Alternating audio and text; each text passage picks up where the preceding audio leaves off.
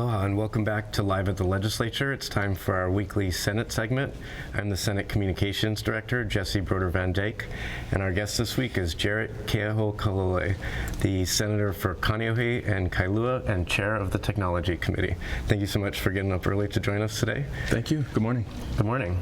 So mental health care has been an issue in the news this week with the tragic incidents that happened in Diamond Head, and I know that you've been a leader in mental health care for a while, and you introduced Senate Bill 2505, which will provide funds for the Department of Health to establish a continuum of stabilization beds statewide for non-forensic patients, which means patients who have not been arrested, with substance abuse or mental health disorders, or both, by repurposing unused state facilities. Can you tell us a little bit about the legislation?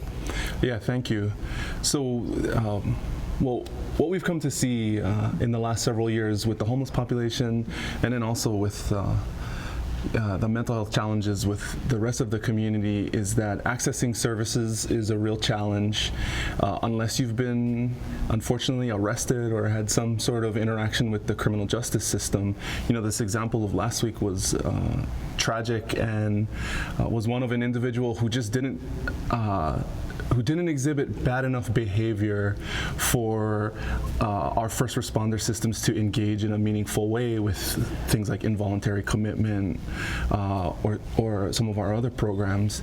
And so the reality is that often if you have a mental health challenge, or if you have a family member who has a severe or persistent mental health condition, it's very difficult to access services for folks who don't think that they're often sick, or for family members who don't know how or who to reach out to. So over the last couple of years, we have been working with the Department of Health and with the partners in the mental health and homeless community to set up an alternate system of care, sort of a continuum of care for folks outside of the criminal justice context. There's now a 24-hour hotline that members of the public, family, friends, or individuals themselves can call and get immediate access to mental health services.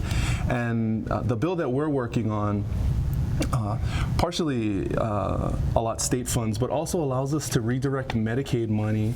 A lot of these folks aren't insured, but if we can get them in the system, get them signed up for Medicaid, we have been able to get an exemption from the federal government to allow those monies to be utilized for stabilization types of programming. When people get committed mandatorily, by the police, they send them to the hospital and provide 48 or 24 or 48 hours of mandatory commitment for folks who are having a mental health crisis event.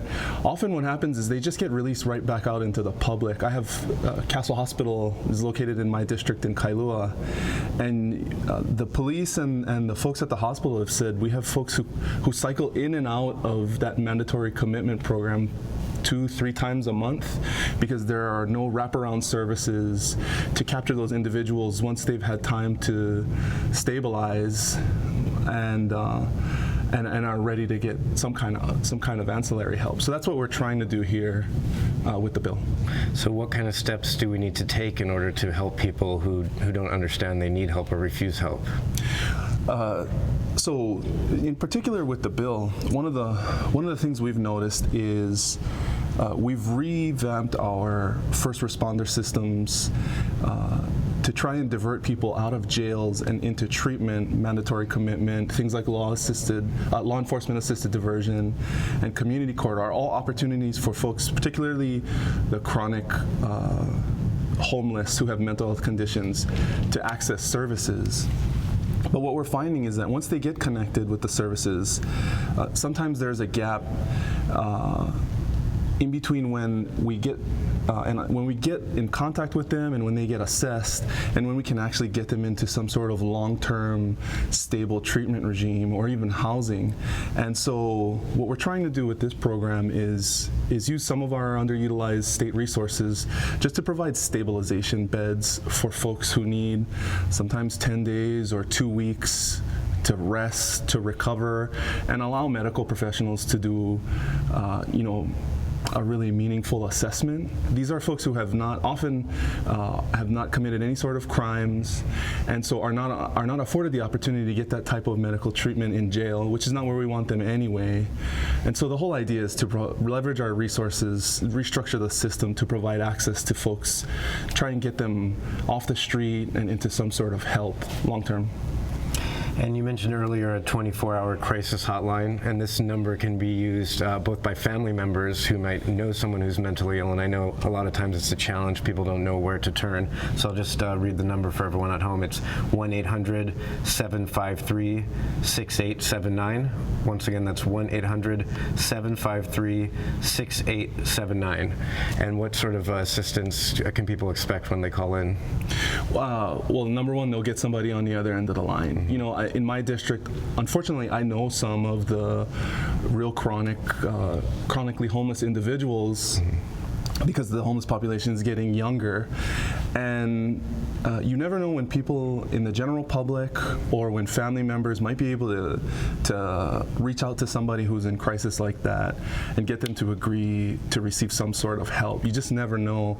That's why we've built out a lot of these systems just to provide access points for people who need help right in the moment when they need it, whether it's just a rainy, cold day and they want a bed and something to eat. Every time someone who's on the street or who has a mental health condition asks for help, there should be some access point to get them some services, because even if it costs a little bit of money on the front end, we are throwing away millions of dollars on the back end when they call the ambulance, sap our police and our fire and our EMS and our emergency rooms for treatable conditions, or sometimes just for a place out of the rain. Right. And so that's the beginning of that sort of continuum of care we're talking about. Sometimes they need 2 weeks in the hospital to get all their other health conditions taken care of before we can get them in a program.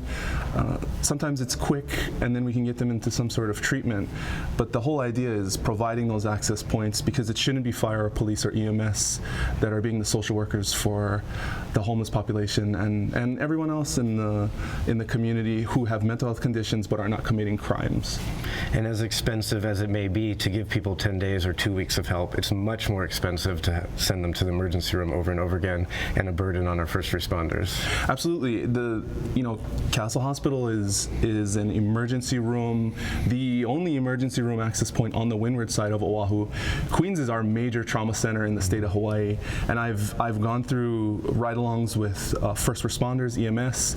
I've been through tours of the hospital, and to have the entire ER wings full with people who are homeless or mentally ill that have minor conditions is not good for the rest of our public health system, when we have tragedies that can occur at any point, and folks who are really in life and death situations that might not be able to utilize the ER because it's full of folks who have treatable conditions.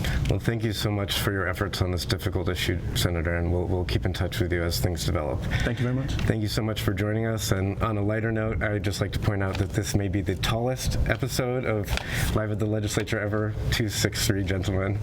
Thanks so much for joining us, and we'll see you again next week, Tuesday mornings, 8:30 a.m. right here on Olelo.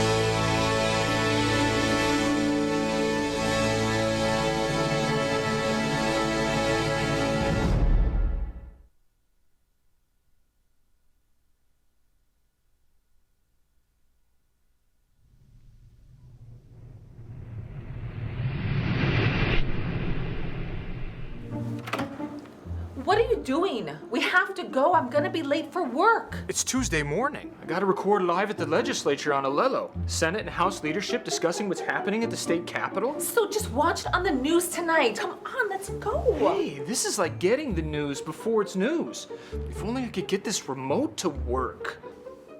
There. Can we go now? No DVR? No problem. Watch Wednesday evenings at 7 p.m. on Channel 49.